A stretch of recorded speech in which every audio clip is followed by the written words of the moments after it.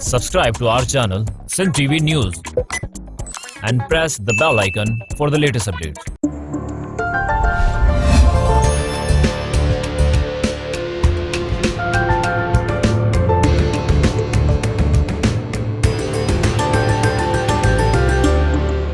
अस्सलाम वालेकुम नाज़रीन, प्रोग्राम मंज़र पस मंज़र में आऊँ आहियां तव्हांजो मेज़बान फ़हीम बबर। नाज़रीन, अॼु प्रोग्राम में ॻाल्हि ॿोल कंदासीं औरत जी। औरत समाज में तमामु घणी अहमियत रखे थी। औरत अगर पढ़ियल लिखियल आहे, बारोज़गार आहे ऐं औरत जी सेहत सुठी आहे त हू न सिर्फ़ सॼे ख़ानदान खे संभाले वञे थी ऐं उन जी नशोनुमा करे थी, पर उनखे तालीम में तमामु घणी सपोर्ट करे थी। उसरियल माशरो हुजे, तरक़ी याफ़्ता माशरो हुजे या पुठिते पियल माशरो हुजे, उते औरत जो तमामु घणो अहम किरदारु रहे थो। घर खे लीडिंग जेको लीड करे थी उहा औरत ई करे थी ऐं जे अगरि उहा औरत पढ़ियल लिखियल आहे, बाशऊर आहे त उहो सॼे ख़ानदान खे जेको आहे शऊर ॾिए थी ऐं उहो सॼे ख़ानदान खे तमामु घणे सुठे नमूने सां डील करे सघे थी। अॼु जी जेका औरत आहे उनखे तमामु घणा चैलेंजिस साम्हूं आहिनि अॼु जी औरत खे। पोइ उहा औरत कंहिं पढ़ियल लिखियल माशरे में हुजे, उहा औरत कंहिं वॾे शहर जी हुजे या वरी कंहिं पुठिते पियल इलाइक़े जी औरत हुजे, तमामु घणा मुश्किल जेके हालात आहिनि, तमामु घणी मुश्किलातुनि खे फेस करे रही आहे। त औरत सां कहिड़ा मसइला आहिनि, ख़ासि तौर ते जेके पुठिते पियल इलाइक़ा आहिनि उन्हनि जी औरतुनि खे केतिरा मसइला हुजनि था रोज़गार जे हवाले सां, तालीम जे हवाले सां ऐं ख़ासि तौर ते जेको आहे सिहत जे हवाले सां। त इन सॼी सूरत हाल ते ॻाल्हि ॿोल कंदासीं। असांखे जॉइन कयो आहे ज़ाहिदा मीरानी साहिबा, समाजी अॻुवान आहिनि, CSSP में कमु कनि थियूं ऐं उन सां गॾोगॾु जन्नत क़ाइमखानी बि असांखे जॉइन कयो आहे, समाजी वर्कर्स आहिनि। तव्हां ॿिन्हिनि जी महिरबानी। ज़ाहिदा, तव्हां खां स्टार्ट वठंदासीं त कीअं था ॾिसो औरत खे सिहत जी ॻाल्हि कयूं त औरत अगरि सिहतमंद आहे, औरत अगरि ख़ुशि आहे त उहा पंहिंजे घर खे तमामु घणो डिलीवर करे सघे थी। सिहत जा कहिड़ा इशूज़ हुजनि था? बिल्कुलु, थैंक यू सो मच। सिहत जे हवाले सां जेको NSS जी हिकिड़ी रिपोर्ट आहे तो 2011 उन खां पोइ ॿिया बि काफ़ी सारा सर्वेज़ आया जंहिंमें मल न्यूट्रिशन जी अगरि ॻाल्हि कजे, जेकी रिप्रोडक्टिव हेल्थ आहे औरत जी, हुन में पाकिस्तान में 52% औरतूं अहिड़ियूं आहिनि जेके मल न्यूट्रिशन जो शिकार आहिनि ऐं जंहिंमें 37 जेके परसेंट औरतूं आहिनि जेके आयरन डेफिशिएंसी जूं ऐं 69% जेके औरतूं आहिनि उहे विटामिन D जी डेफिशिएंसी जो शिकार आहिनि। पाकिस्तान जी आहे? बिल्कुलु, ये पाकिस्तान जी जेको आहे उहा आहे हिकिड़ी सर्वे रिपोर्ट। त जॾहिं का औरत एतिरी सारी हेल्थ डेफिशिएंसीज़ जो शिकार हूंदी त उहा ज़ाहिर आहे उनखे उहे चैलेंजिस जेके आहिनि हेल्थ जा, उनजी रोज़मर्रा ज़िंदगीअ में बि उहे मुतासिर थींदा। इन खां अलावा जेको MMR पाकिस्तान जो जेको मदर मोर्टेलिटी रेट आहे, जेको 1 लाख आउट ऑफ 1 लाख 140 जेको वुमेन मरनि थियूं पियूं साल में, ऐं जेके बर्थ आहे, पैदाइश जो जेको मरहलो आहे डिलीवरी जो, उहो हिकिड़ो नॉर्मल प्रोसेस आहे, उहा का बीमारी न आहे जंहिंमें हिकु ख़ुशि चङी भली औरत उन प्रोसेस जे दौरान उनजी डेथ थी वञे पई। त इहे जेके चैलेंजिस आहिनि औरतुनि खे सिहत जे हवाले सां, इन में इहो ॾिसूं कि पाकिस्तान में ख़ासि तौर रूरल सिंध में इन्हनि मसइलनि खे कीअं कोप कजे। असांजा जेके हेल्थ जा आहिनि इदारा, उन्हनि खे जेको आहे इन ते तमामु घणी कमु करण जी ज़रूरत आहे। ख़ासि तौर इहे सिचुएशन्स हींअर जेको रिसेंट फ्लड आयो या जेको पेंडेमिक हुयो, उन में तमामु घणियूं जेको आहे न इहे चैलेंजिस वधिया। हे त जेके फिगर्स उहे हुयूं जेके रिपोर्टेड आहिनि, अनरिपोर्टेड त अलाए केतिरियूं आहिनि हिन में जेके आहिनि न। ऐं जॾहिं तव्हांजी आबादी जो अधु हिसो जेको आहे एतिरी सारी डेफिशिएंसी जो शिकार हूंदो त ज़ाहिर आहे असां हिकिड़ी सुठी हेल्दी सोसाइटी खे कीअं जनम ॾींदासीं ऐं डेवलपमेंट बि उन्हनि खां सवाइ जेको आहे सो उहा मुमकिन ई न आहे। औरत ज़ाहिर औरत अगर ठीक हूंदी, ख़ुशि हूंदी त ज़ाहिर वो डेवलप भी कंदी पान खे, पंहिंजे ॿारनि खे, पंहिंजे ख़ानदान खे। जन्नत, आप बताएं कि आप किस तरह से देखती हैं औरत में कितने मसाइल हैं, कितनी सेहत के हवाले से किस टाइप के इश्यूज होते हैं? अगर हम बात करें स्पेशली उमरकोट की, थर की बात करें तो वहाँ की औरत के साथ सेहत के क्या मसाइल होते हैं? वहाँ पे सर बहुत सारे मसले हैं, और अगर कोई यहाँ पर मर्द बीमार हो जाए तो उसकी तारफदारी के लिए 10 बंदे खड़े हो जाएंगे। अगर लेडीज बीमार हुई है तो उसको बिल्कुल नज़रअंदाज किया जाता है। उनको खुराक नहीं मिलती टाइम से खाने पीने के लिए, और घर पे जाएं तो वो काम है, काम करना उन्हें ज़रूरी है। अगर उसी जगह पे रिलैक्स नहीं है। अगर मर्द ऑफिस से आया तो उसको पानी का गिलास देना है, लेकिन वो औरत मर रही है या जी रही है वो किसी ने नहीं देखा है। ये तो सारा दिन घर बैठी थी। घर में भी तो काम है ना, जिम्मेदारियां है ना, उनसे ज्यादा जिम्मेदारी लेडीज निभाती है, और आखिर में उसी को नजरअंदाज किया जाता है। अच्छा, उमरकोट की हम बात कर रहे हैं। हाँ, उमरकोट में किस टाइप के मतलब औरतों को ज़ाहिर मर्ज लाक होते हैं या कौन सी बीमारियां होती हैं, ज़्यादातर होती हैं उनमें?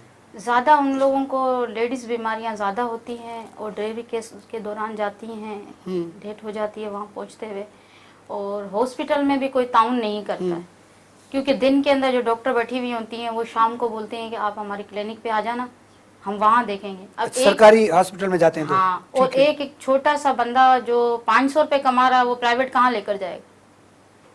ठीक, उसको तो किसी नजर से देखते ही नहीं है ना लेडीज को, तो वो तो कहते हैं कि लेडीज तो पाँव की जूती है। लेकिन सर मैं चैलेंज से कहती हूँ कि अगर लेडीज में हिम्मत हो और लेडीज करे तो मर्द से ज्यादा कर सकती।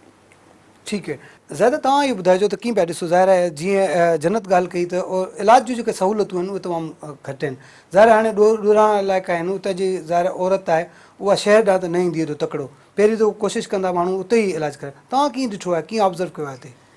इन में जीअं जन्नत ॿुधायो कि जेको आहे सो औरतुनि खे त इहो चयो वेंदो आहे कि तव्हां घर में वेठी आहियो, तव्हां सॼो ॾींहुं कयो छा। जेके हेल्थ जा इशूज़ आहिनि उन में जेको आहे फैमिली जेको आहे उहो प्राइम यूनिट आहे, उन खां पोइ अची थी वञे स्टेट जी रिस्पॉन्सिबिलिटी कि उहा माण्हुनि खे केतिरियूं हेल्थ जूं सहूलियतूं ॾिए थी पई। ठीकु आहे, गवर्नमेंट हॉस्पिटल्स ठाहे छॾिया, इंफ्रास्ट्रक्चर जो मसइलो आहे, स्टाफ जो मसइलो आहे, रिमोट एरियाज़ आहिनि, उहे त चैलेंजिस पंहिंजी जॻह ते आहिनि, पर फैमिली मेंबर्स जो पंहिंजी जेकी औरत आहे घर में उन जे जेको आहे इलाज उन जी सिहत जे हवाले सां कहिड़ा रुझान आहिनि, इहे बि इलाही इम्पोर्टेंट आहे इन्हनि शयुनि खे बि जेको आहे न एक्सप्लोर करणु।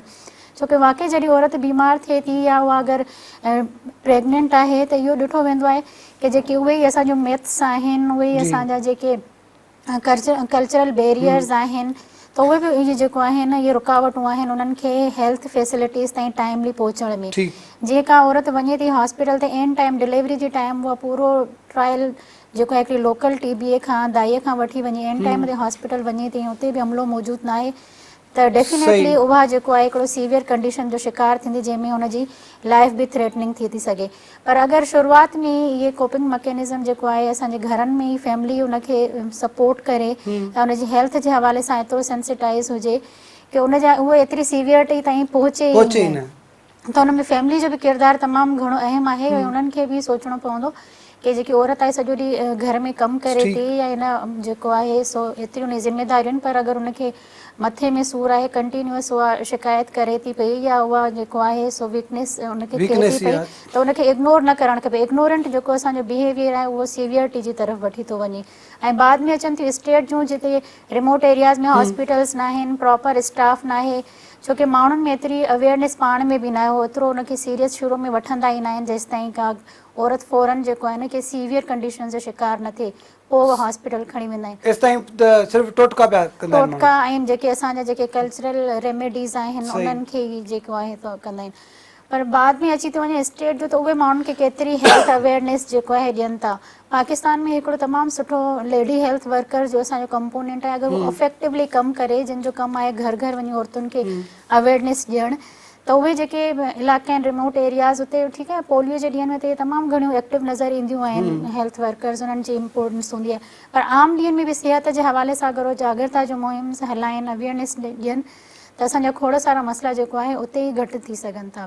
न्यूट्रिशन जी ॻाल्हि कई त जन्नत ये बताइए, जिस तरह जायदा ने न्यूट्रिशन के हवाले से अगर हम तो जो खुराक होती है वो बड़ी इंपॉर्टेंस रखती है ना। हम अगर खाना खाते हैं घर में 3 टाइम का खाना, तो अगर उमरकोट की बात करें, थर की बात करें, वहाँ पर जिस तरह से आपने कहा एक 500 रुपये कमाने वाला बंदा वो अपना पेट गुजर ही नहीं कर सकता, वो इलाज किस तरह से, तो जो फीड होती है बंदे को जिसकी ज़रूरत होती है, औरत को अगर वो फीड ना मिले, वो ताकत वाली ग़िज़ाएँ नहीं मिलें, तो फिर कितनी मुश्किलात होती है। इनकी तो बहुत ज़्यादा आती है कंप्लेन, बहुत ज़्यादा आती है खुराक की जो है औरत की। गांव की औरत है, बस छोड़ दो बाबा, ये बनी पे जा रही है, ये पानी भरने जा रही है, या ये कर रही है, वो कर रही है, उसको बिल्कुल नज़रअंदाज किया जाता है कि ये तो घर में बैठी हुई है, क्या है। एक माँ भी अगर घर से बेटे को निकालती है तो उसको बोलती है कि बाबा खाना तो खा लेना टाइम से, लेकिन कभी उसने बहू से पूछा है, सास ने, कि बेटा तूने खाया नहीं खाया। मतलब यहाँ पे डिस्क्रिमिनेशन है, बेटे से पूछा जाता है, बहू से नहीं पूछा जाता, लेडीज से नहीं पूछा जाएगा कभी भी। अगर मैं अभी कुछ भी कर लूं, चाहे मैं किसी उरूज पे हूँ, लेकिन कहलाऊंगी औरत। क्या औरत मर्द के बराबर नहीं चल रही है?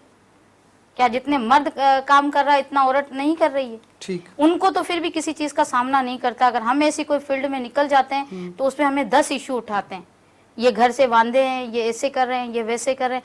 एक बाहर भी बंदा वही उन मसलों को मुंह दे और घर में भी आके मसले दे और नजर से भी अच्छी से नहीं देखे। अभी फैसले होते हैं, हम किसी फैसले में बैठ जाते हैं, कोई ऐसे सिर फरे होते हैं, बोलते हैं भाई औरत का कौन फैसला मानेगा, ठीक है, औरत को तुमने क्यों बिठाया? जब औरत तुम्हारे साथ शाना बशाना है तो फिर वो क्यों नहीं फैसले कर सकती? सही। अल्लाह ताला ने औरत को सोच मर्द से ज्यादा दी है, वो बारीकी से सोचेगी इन मसलों को, लेकिन उसको कोई अहमियत नहीं दी जाती है। अहमियत नहीं दी जाती, अगर दी जाए तो मतलब मसले हल हो सकते हैं। हल हो सकते हैं, फिर तो ये ऐसे मसाइल ही नहीं होना कि खुदकुशियां हो रही हैं, ये मसले हो रहे हैं, वो मसले वो होंगे ही नहीं। ठीक है, ज़्यादा तव्हां ॿुधायो त न्यूट्रिशन जी ॻाल्हि पई कई, न्यूट्रिशन जो केतिरो अमल दख़ल हूंदो आहे सिहत जे मथां, औरत जो ख़ासि तौर ते ॾिसो अगरि शहर में त जेके डॉक्टर्स आहिनि उहे सप्लीमेंट्री जेके डोज़िस हूंदा आहिनि उहे बि लिखंदा आहिनि, उहो माण्हू अफोर्ड बि करे वठंदा आहिनि। हिकिड़ी ॻोठ जी औरत आहे जंहिंखे खाधो बि पूरो नथो मिले, उमरकोट जी ॻाल्हि था कयूं, थर जी ॻाल्हि था कयूं, उते ई औरत सॼो ॾींहुं कमु करे थी पर वक़्त ते हुनखे मानी बि जेको आहे सही नथी मिले। जॾहिं न्यूट्रिशन जा मसइला थींदा, ऐं ॿियो त इन न्यूट्रिशन जी सही मिक़दार न मिलण जे करे ॿिया कहिड़ा कॉम्प्लिकेशन्स थियनि था? बिल्कुलु जेके हेल्थ कॉम्प्लिकेशन इन में जेको आहे सो हाई ब्लड प्रेशर आहे, शुगर आहे, cholesterol level, even heart stroke, तव्हांजो हेपेटाइटिस बी सी, इहे बीमारियूं त थी सघनि थी पियूं। पर जे ॻाल्हि कयूं त असां मेन कॉज़िस जी मल न्यूट्रिशन थिए छो थी पई त गुर्बत इन जो तमामु घणो जेको आहे न हिकिड़ो फैक्टर आहे, ऐं ॿियो जेको आहे सो हिकिड़ी बैलेंस डाइट। हाणे माण्हू जेको आहे हेॾो गुर्बत में आहिनि, जेके ॿ रिसेंट असां एमरजेंसीज़ हाणे ॾिठियूंसीं, हिकिड़ी कोविड-19 वारी ऐं ॿियो रिसेंट फ्लड जेको सीवियरली अफेक्ट कयो डिस्ट्रिक्ट उमरकोट में। हिते जेके आहिनि उहे पहिरियां त चयो वियो की कोविड त सिटीज़ खे घणो अफेक्ट कयो आहे, ॻोठनि खे न कयो आहे। हालांकि ईअं न हुयो, ॻोठनि में बि जेको आहे डेली जेके लेबर्स हुया शहरनि में कमु कनि पिया उहे बि ओतिरो ई मुतासिर थिया जेतिरा शहरी आबादी जा माण्हू। वरी हाणे रिसेंट फ्लड जेको असांजी सॼियूं बनियूं जेके माण्हू ज़रात सां वाबस्ता हुया, एग्रीकल्चर लेबर सां, लाइव स्टॉक सां, उहो तबाह थी विया। त उन में जेको आहे न बेसिक असांखे कॉज़िस बि ॾिसणा पवंदा की आहिनि कहिड़ा, जंहिंमें गुर्बत तमामु घणो ऐं बैलेंस डाइट जो न हुजणु। ज़ाहिर हिकिड़ो माण्हू हुनजी रोज़ जी जेको आहे सो आमदनी एतिरी न आहे की उहा बैलेंस डाइट जेको आहे उहा आहे छा, उन्हनि खे त सिर्फ़ु इहो आहे की ॿ वक़्त सही मानी मिले त उहो ई बहितर आहे। पर उन मानी में बि अगरि उहा डाइट बैलेंस न हूंदी, उन में सभु न्यूट्रिशन्स न हूंदियूं त उहा जेको आहे सो सिहत जे जेके मसइला आहिनि, जीअं cholesterol, blood pressure, sugar, hepatitis B C, इन्हनि जी तरफ़ जेको आहे न वञी सघे थो, जो पोइ तमामु घणो जेको आहे लाइफ जेको आहे रिस्क ते अची थी वञे पई। ऐं लाइफ जेको आहे एक्सपेक्टेंसी रेट पाकिस्तान में उहो बि तव्हां ॾिसंदो त 64 जेको आहे न एज ताईं ईंदे ईंदे माण्हू जेको आहे सो उन जी डेथ ते थी वञे जेको आहे। त इहो रेशो बि तॾहिं ई जेको आहे न वधियो आहे की न्यूट्रिशन्स उहे उन्हनि खे इम्प्रूव करण जी ज़रूरत आहे। ब्रेक वठी ब्रेक खां पोइ कंटिन्यू कयूं था। नाज़रीन, ॻाल्हि ॿोल जो सिलसिलो जारी आहे, वठूं था शॉर्ट कमर्शियल ब्रेक।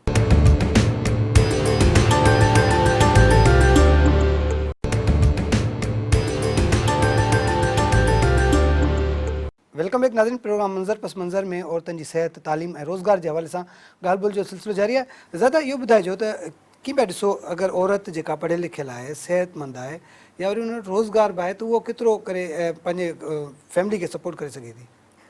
इहो त जेको आहे सो आहे बेसिक जेकी क्वेश्चन आहे की केतिरो सपोर्ट करे सघे थी। ऐं औरत त हूअं ई सपोर्ट कंदी आहे पंहिंजी फैमिली खे 24/7 विदाउट एनी हॉलीडे। ऐं जेको आहे सो पर अगरि उहा प्रोडक्टिव आहे इन कैश सपोर्ट में पैसनि जे हवाले सां त उनजी जेको आहे वर्थ त फैमिली में अञा वधी थी वञे पई।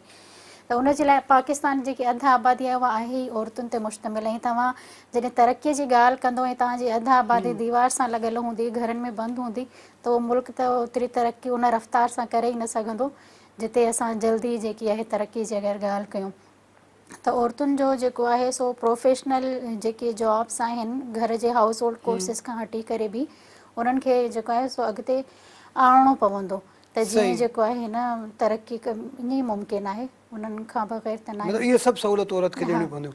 बिल्कुलु सिहत जे हवाले सां ऐं वर्क प्लेस जेके आहिनि उन्हनि में सपोर्ट, इवन जेको आहे सो मोकलुनि जो या वर्किंग आवर्स आहिनि या सैलरी आहे, ये सॼियूं सहूलियतूं असां ॾींदासीं त उन्हनि जी प्रोडक्टिविटी वधी सघे थी। जन्नत ये बताइएगा कि हम उमरकोट में अगर बात करें, घरेलू औरत जो है उसको रोज़गार के कितने मौके मिलते हैं? रोज़गार वो करती है, जिस तरह से हमने देखा पूरे सिंध में औरतें घरों में कढ़ाई का काम करती हैं, रलियां बनाती हैं, बहुत सारे और सारे काम हैं वो भी करते हैं। अगर उमरकोट की औरत है वो क्या रोजगार के हवाले से कर रही है? सर वो एक रली बनाती है ना, उस रली पे 300 रुपया खर्चा होता है, कुल टोटल उस रली का 500 रुपया उनको मिलता है। अब पूरे दिन के अंदर वो 2 दिन से एक रली बनाती है, अगर उसमें उसको 200 रुपये मिले तो क्या मिले? ठीक, मतलब बहुत कम मतलब कम मजदूरी मुआवजा मिलती है, मिलता है। मुआवजा काम बहुत कम करते हैं, कढ़ाई का काम उस साइड पे बहुत ज्यादा है, लेकिन उनको मुआवजा बहुत कम मिलता है। वो इस सूरत के अंदर कि उमरकोट से वो महदूद है, बाहर नहीं जा रहा उनका काम, बाहर जाए तो वो करे। उसके अलावा क्या करती है? मतलब औरतें जमीनों पर भी काम हाँ, करती जमीनों हैं। पे काम करती हैं, लोगों के घरों में झाड़ू बर्तन करती हैं, और ये घरों में रली कढ़ाई ये काम करती हैं। क्या बनियों पे मुश्किलात है? जाती हैं। कौन सी मुश्किलात होती है इनको काम के दौरान? कुछ इनको घरों की भी सपोर्ट नहीं होती है, हम्म, क्योंकि मर्द जेलिस होते हैं औरत पे कि ये मुझसे आगे ना बढ़े। अच्छा, हाँ, ठीक। लेकिन औरत तो सपोर्ट करे, अगर काम करेगी तो मर्द की सपोर्ट भले वो कितनी सपोर्ट करे, अगर मर्द ने थोड़ी सी सपोर्ट कर दी ना तो वो उसकी वो लेक्चर बंद ही नहीं होगा। अगर ये नहीं देख रहा है कि इस लेडीज ने मेरे साथ कितना किया है, कॉर्पोरेट मुझे कितना साथ दिया है, वो नहीं देखा जाता। अब वो औरत घर में खाना पकाना भी करती है, वो 2 दिन से एक रली बना रही है, वो 200 रुपये कमा रही है, तो वो अपने घर में ये चीज ले आई है, वो चीज ले आई है। मर्द को पूछो कि आप अगर 5,000 रुपये लेकर आए हो तो उसका घर में क्या सामान लाए, ठीक, वो नहीं जवाब देगा, लेकिन औरत दे देगी। कि औरत की तो कोई पहचान ही नहीं रही ना सर। क्यों नहीं है औरत की पहचान है? हमने आप ऑब्जर्व करें, हर माशरे में, हर समाज में औरत जो है सबसे आगे, बल्कि मर्दों के साथ काम करती है जी। अगर हम शहरों की बात करें, गांव में जिस तरह से आपने बताया, अगर औरत ज़मीन पे काम करती है, मर्द के साथ काम करती है, तो वो सपोर्ट भी कर रही है। नहीं सर, वो जमीन पे काम करती है, लेकिन वो जो मर्द होता है ना, वो चाय या सिगरेट पीता है, औरत वो हल चलाती है। ये किसी टाइम आप देख कर देखें, शाम को आके वो बोलेगा कि मैंने बीवी के साथ काम किया, लेकिन वो उतना उसके अंदर शामिल नहीं होता, काम में शामिल नहीं होता। ठीक, ज़्यादा तव्हां कीअं था ॾिसो रोज़गार जे हवाले सां जेका ॻाल्हि कई, जन्नत भई सहूलियतूं कहिड़ियूं हुजणु घुरिजनि? ज़ाहिर आहे हिकिड़ी माई आहे, हिकिड़ी औरत आहे जेका पंहिंजे घर खे सपोर्ट करण जे लाइ सुबुह खां वठी शाम ताईं, सिज लथे ताईं ज़मीन में कमु करे थी, ज़मीन ते, उन खां पोइ अची घर रली बि ठाहे थी, घर उनखे मानी बि पचाइणी आहे, ॿारनि जा कपिड़ा बि धोइणा आहिनि, घर जी सफ़ाई बि करणी, इलाही सारो कमु हूंदो आहे। जी, अच्छा, हिन में जेकी स्किल्स जे हवाले सां ॻाल्हि कई, जन्नत औरतूं रली ठाहिनि थियूं ऐं उनखे ओतिरो उन्हनि जो मुआवज़ो नथो मिले पियो, त इन ते बि जेको आहे न कमु करण जी ज़रूरत आहे। हाणे रिसेंटली असां हिकिड़ो ट्रेंड ॾिठोसीं पेंडेमिक जे ॾींहंनि में, ऑनलाइन शॉपिंग वारो या डिजिटलाइज़ेशन वारो।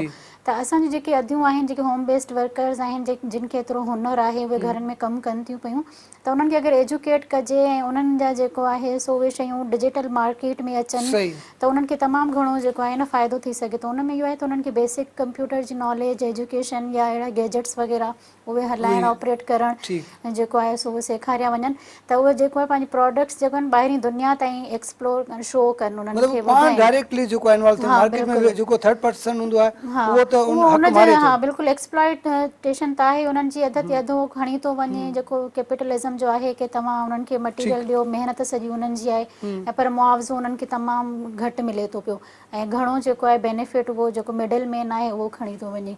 त उन ते अगरि पाण डायरेक्ट औरतुनि खे एतिरा उन्हनि खे सिखिया ॾिनी वञे ऐं पाण उन्हनि जा लिंकेजिस डेवलप कराया वञनि मार्केट सां, त उहे वधीक फ़ाइदो वठी सघनि थियूं। कमु त उहे ऑलरेडी कनि थियूं, पर जेको आहे न उहे उन्हनि खे ओतिरो मुआवज़ो नथो मिले, त उन जे लाइ जेके आहिनि एडवांस जेके लिंकेजिस डेवलपमेंट जा स्किल्स या जेके ॿियूं फेमस ब्रांड्स आहिनि उन्हनि सां कनेक्ट कराइणु, त इहो जेको आहे मार्केट सां, ट्रेंड्स सां, फैशन्स कहिड़ा हलनि था पिया, त उहे जेको आहे न उन्हनि जी नॉलेज उन्हनि खे ॾियणु ज़रूरी आहे, पोइ वधीक फ़ाइदो वठी सघनि थियूं पियूं। अच्छा, उमरकोट में जिस तरह से ज़ायदा ने बताया कि ये चीज़ें अगर होनी चाहिए, अगर ये हो जाती हैं तो ज़्यादा फ़ायदा होगा। आप किस तरह से समझती हैं कि अगर उमरकोट की औरत को लैपटॉप दे दिया जाए, उसको जो है कंप्यूटर दिया जाए, स्मार्टफोन हो, उसके बाद क्या वो फिर अपनी जो है इनकम बढ़ा सकती है, अपना स्किल बढ़ा सकती है? बढ़ा सकती है, बढ़ा सकती है।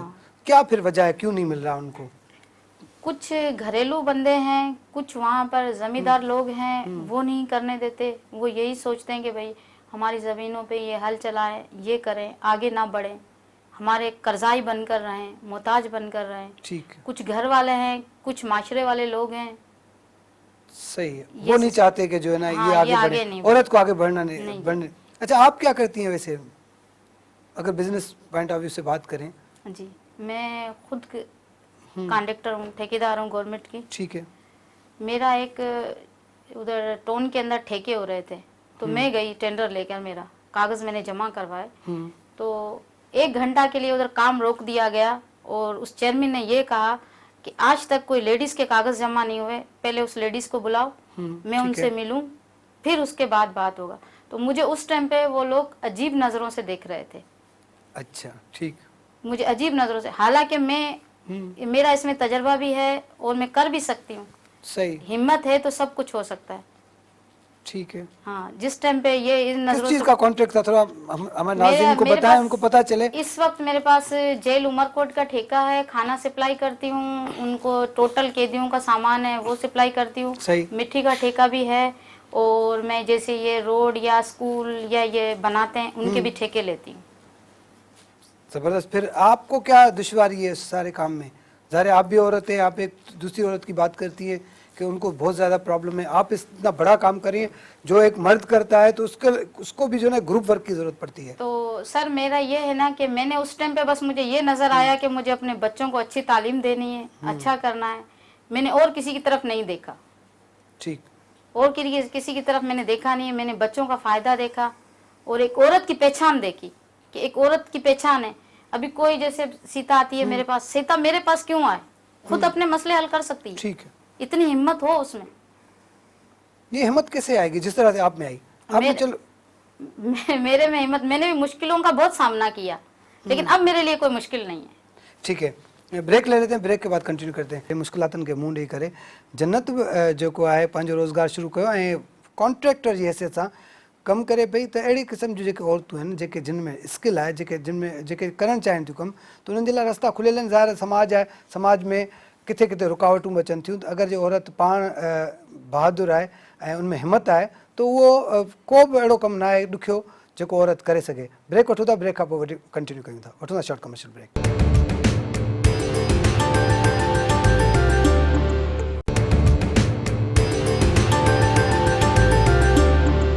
वेलकम बैक नाज़रीन, प्रोग्राम मंज़र पस मंज़र में औरत जी सेहत, तालीम ऐं रोज़गार जे हवाले सां ॻाल्हि ॿोल जो सिलसिलो जारी आहे। ज़ाहिदा ब्रेक खां पहिरीं जन्नत ॾाढी सुठी ॻाल्हि ॿुधाई, तूं कॉन्ट्रैक्टर आहे ऐं जेल खे खाधो पीतो सप्लाई करे थी ऐं वरी उन्हनि खे कुझु जेके सामान आहिनि ज़रूरी उहे बि ॾिए थी। त ॾिसो, जन्नत बि हिकिड़ो असां वटि हिकिड़ो मॉडल आहे। त हिकिड़ी औरत जे लाइ त भई जन्नत रिमोट एरिया सां तालुक़ु रखे थी, उन बावजूद बि हिमत कई। त ॿियनि औरतुनि खे बि असां कीअं ॾेई सघंदा, मोटिवेट कीअं करे सघंदा? बिल्कुलु, औरत कंहिं बि हवाले सां जेको आहे रोज़गार जे या ज़हनी तौर ते इंटेलिजेंस में मर्दनि खां पुठिते न आहे।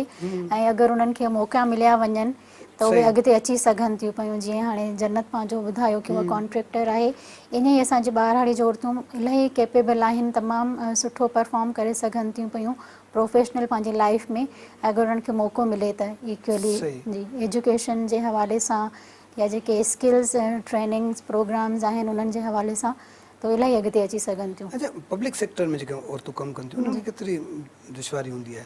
सर, तव्हां पब्लिक सेक्टर में कमु कयो था, काफ़ी अरसे खां कमु कयो पिया, तो जेका नई अचे थी फीमेल, उनखे केतिरी मुश्किलात खे मुंहुं ॾियणो थो पए? असल में पहिरियों त उनखे जेको आहे न एक्सेप्टेंस जो उते इशू अचे थो पियो। त बीइंग अ फीमेल उहा अगरि अचे थी पई त कंहिं सोसाइटी उहा ॾिसे थो उहा कहिड़े बैकग्राउंड सां आहे, किथां आई आहे, या जेको आहे उनजो पंहिंजो कॉन्फिडेंस लेवल उहो किथे किथे जेको आहे त मतिलबु जेके मेल उनजा पीयर्स आहिनि उहो उनखे एक्सेप्ट न कंदा आहिनि ऐं उनखे ॾाढो जेको आहे न पंहिंजी स्पेस वठण में टाइम लॻी थो वञे पियो।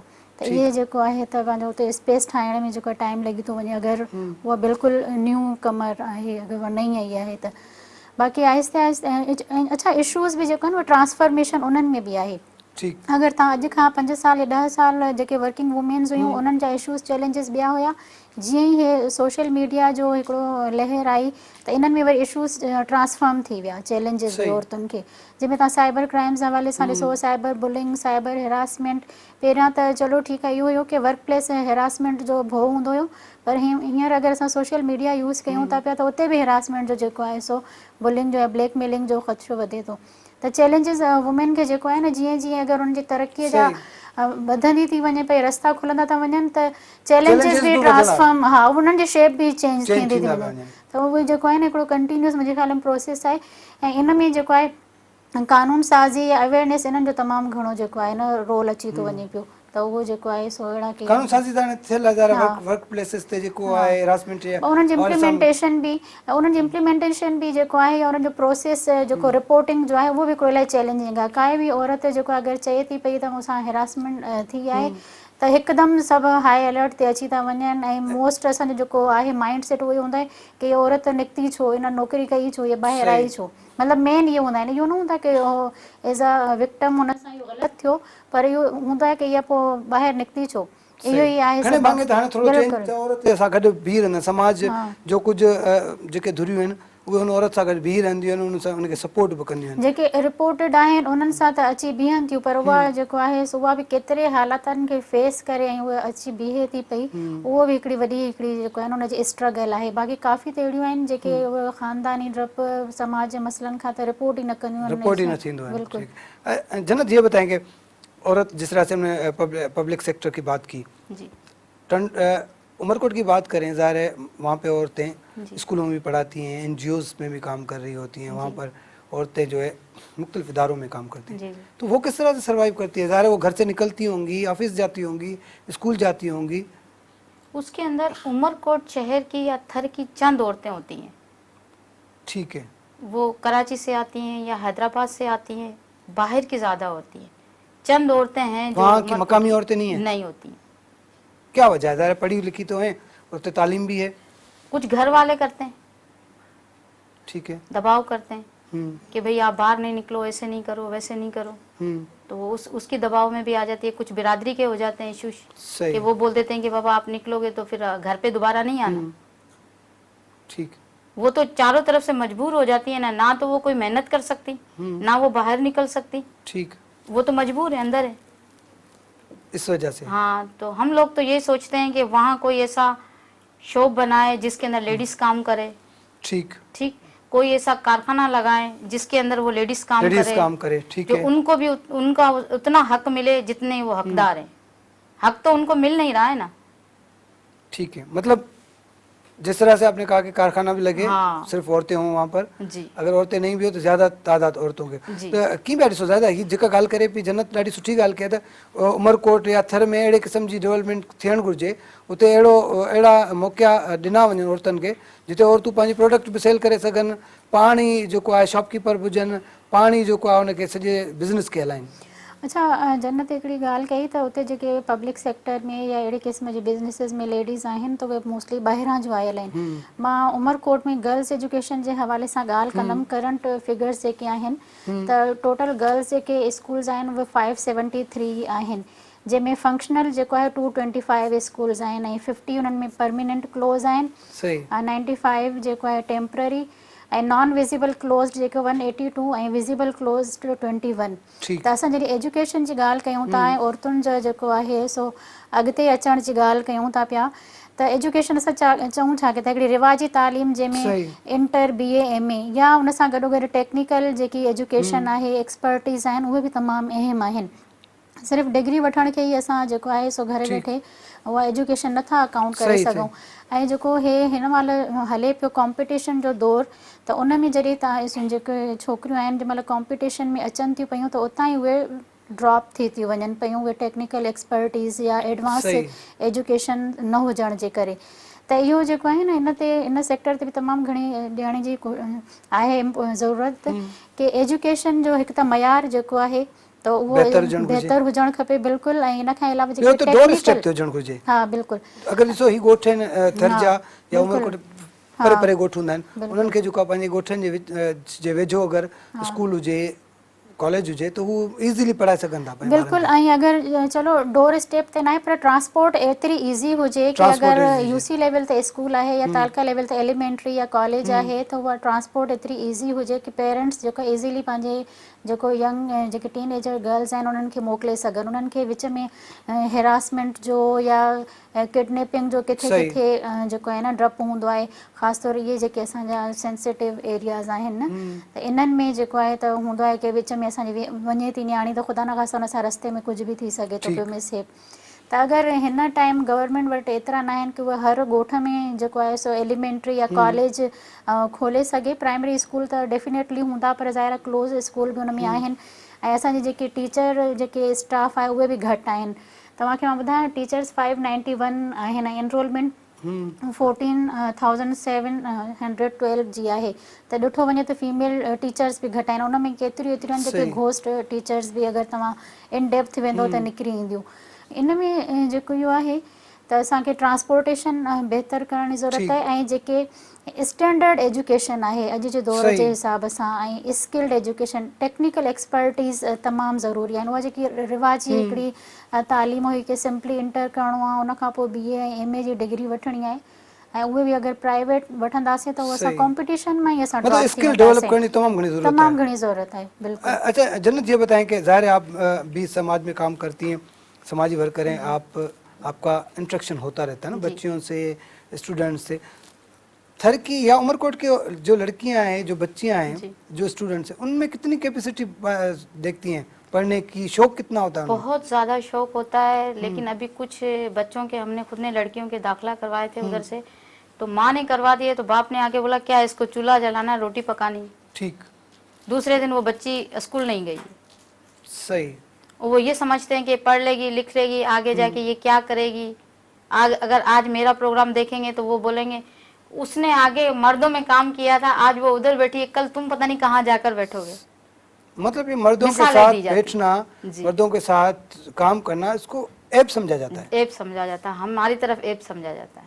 अच्छा ज़्यादा ये मतलब सॼी दुनिया जेको आहे तरक़ी तरफ़ वञे पई, ज़ाहिर आहे पाकिस्तान में बि असां अगरि ॾिसूं डेवलपमेंट सेक्टर हुजे या सरकारी इदारा हुजनि, हर जाइ ते जेको आहे औरतुनि खे स्पेस बि आहे, औरतूं कम बि कनि पियूं, पर जॾहिं असांजे पुठिते पियल इलाइक़ा आहिनि हुननि जी कीअं माइंड सेट चेंज थी सघे थो, उते केतिरी ज़रूरत आहे कमु करण जी? जेको आहे न डबल स्टैंडर्ड आहिनि सोसाइटी जा। हिकिड़ी औरत जॾहिं बनीअ में कमु करे थी मर्दनि सां ऐं बीहे थी, लाबारो करे थी, चूंडो करे थी पई, उहा ई जॾहिं ऑफिसिस में अची करे कमु करे थी त उते मतिलबु जेको आहे न उते उनखे चैलेंजिस अचनि था पिया, ऐं उहा कमु करे थी पोइ बि, छो की उन में आहे एतिरी सलाहियत, उहा एतिरे चैलेंजिस खे मुंहुं ॾेई बि कमु। असल में असांजी सोसाइटी जा इहे डबल स्टैंडर्ड आहिनि, उहे कहिड़े पासे कीअं रुख ॾियनि था शयुनि खे, कहिड़े पासे कीअं। हालांकि औरतूं पोइ बि इन सॼे चैलेंजिंग इन्वायरमेंट में कमु कनि थियूं, परफॉर्म कनि थियूं पियूं। नेचुरली उन्हनि में कहिड़ी एबिलिटीज़ आहिनि कम जे हवाले सां, या फैमिली खे सपोर्ट करण जे हवाले सां उन्हनि में कोई पैशन आहे, त एॾी सारी मुश्किलात ऐं चैलेंजिस जे बावजूदि उहा कमु करे थी, भले उहा बनीअ में कमु कंदड़ औरत हुजे, कंहिं फैक्ट्री में या कंहिं ऑफिस में, त उहे कमु त कनि थियूं। बसि असांजा डबल स्टैंडर्ड आहिनि, सोशल टाबूज़ आहिनि, जिन खे ख़तमु करण जी ज़रूरत आहे। त तव्हां इहो न सोचो त इहा हिकिड़ी औरत निकिती आहे, बल्कि इहा हिकिड़ी इंसान आहे, इन जो बि बेसिक उहे ई राइट्स आहिनि, नीड्स आहिनि जेके कंहिं मर्द जूं आहिनि। उन एजुकेशन आहे, हेल्थ आहे, उनखे बि सोशलाइज़ेशन जी एतिरी ई ज़रूरत आहे जेतिरी मर्द खे। जीअं सवेर जन्नत ॻाल्हि कई त बनिनि था ॿई कमु करे अचनि था, मर्द खे स्पेस आहे त होटल ते वञी करे चांहि पीए थो, दोस्तनि सां वेहे थो, उहा हिकिड़ी सोशल गैदरिंग करे अची वापसि फ्रेश थी करे घर अचे थो। पर औरतूं जेको आहे साॻियो ई घर जो अची करे कमु कनि थियूं, सोशलाइज़ेशन उन्हनि जी न आहे, रहंदो उहे वायलेंस जो शिकार थियनि थियूं घर में, डोमेस्टिक। ऐं पोइ इहो थिए थो त ख़ुदकुशियुनि जो रुझान बि तव्हां असांजे मीरपुर ख़ासि डिवीज़न में ॾिठो हूंदो, उमरकोट, थरपारकर में। ऐं जेको वॾी ॻाल्हि आहे त इहो रेशो वरी हिकिड़े सर्टेन एज ग्रुप जेको 18 to 32 जो आहे ऐं वुमेन जो उहो वधीक आहे। त इन में बि इहो आहे त उहे ई असांजा जेके सोशल टाबूज़ आहिनि, औरत खे हिकिड़ी कमोडिटी करे जेको आहे न ट्रीट करण जा, इहो फैक्टर तमामु घणो इन्वॉल्व आहे। अच्छा जन्नत, क्या होना चाहिए, किस तरह से हम अगर कोशिश करें अपने समाज में चेंज लाने की, खासतौर पे थर उमरकोट की बात करें तो हम क्या होना चाहिए, आप क्या तजवीज़ करेंगी, किस तरह से हम इस तरह से इन सारी चीज़ों से निकल सकते हैं, अपनी बच्चियों को पढ़ा सकते हैं, उनकी सेहत का ख्याल रख सकते हैं, औरतों को स्पेस भी मिल सकता है? सर इस सिलसिले में हम लोग खुद जाते हैं, घरों के अंदर बोलते हैं, लेकिन हमको भी वो दरवाजे से रवाना कर देते हैं कि आप जो काम कर रही हैं वो बहुत है, हमें माफ़ करो। सुनने के लिए भी तैयार नहीं? सुनने के लिए तैयार नहीं। तो क्या होना चाहिए, अब किस तरह से किया जा सकता है? अब ये तो तब्दीली हो गई, शायद हमारे जो बड़े हैं, MP MNA हैं, वो हैं या कोई और हैं, वो अगर इसके बारे में कोशिश करें तो शायद हो उनकी सोच बदली हो तो ये काम हो सकता है, ऐसे तो नहीं हो सकता। ठीक है, बहुत शुक्रिया जन्नत आपका ज़्यादा तव्हांजी वॾी महिरबानी। नाज़रीन तव्हां ॻाल्हि ॿोल ॿुधी त औरत किथे जी बि हुजे, उहा शहर जी हुजे या ॻोठ जी हुजे या ॾूराणे इलाइक़े जी हुजे, त उनखे सिहत तालीम ऐं रोज़गार जी सख़्तु ज़रूरत पए थी। ऐं जॾहिं उनखे सिहत तालीम ऐं रोज़गार जी सहूलियत मिले थी त हू न सिर्फ़ु पंहिंजो पेट गुज़र करे सघे थी, पंहिंजी सिहत जो ख़्यालु रखे सघे थी, पंहिंजे सॼे ख़ानदान ऐं पाड़े जो बि ख़्यालु रखे सघे। पढ़ियल लिखियल औरत हूंदी त अगरि पाड़े में को मसइलो थिए थो, ॻोठ में को मसइलो थिए थो त उहो उनखे डील बि करे सघे थी। अगरि पढ़ियल लिखियल औरत आहे त हू पंहिंजे ख़ानदान जो चङी तरह सां ख़्यालु रखे सघे थी। अगरि सिहतमंद औरत आहे त हू पंहिंजो ख़्यालु रखे थी, पंहिंजे बच्चनि जी बि न्यूट्रिशन खाद खुराक जो ख़्यालु रखे थी। ज़रूरत इन ॻाल्हि जी आहे त जेके ॾूराणा इलाइक़ा आहिनि उन्हनि जूं जेके औरतूं आहिनि जिन में स्किल आहे, जेके कमु करणु चाहिनि थियूं, जेके ॿाहिरि अचणु चाहिनि थियूं, जेके पंहिंजे मर्दनि सां गॾु फुटियूं चुंडे सघनि थियूं, हर हलाए सघनि थियूं, त उहे डेवलपमेंट सेक्टर में बि कमु करे सघनि थियूं, पर उन्हनि खे तालीम ॾिनी वञे, उन्हनि खे सिहत ॾिनी वञे, उन्हनि खे रोज़गार ॾिनो वञे। ईंदड़ प्रोग्राम ते ॾींदा इजाज़त। अल्लाह हाफ़िज़।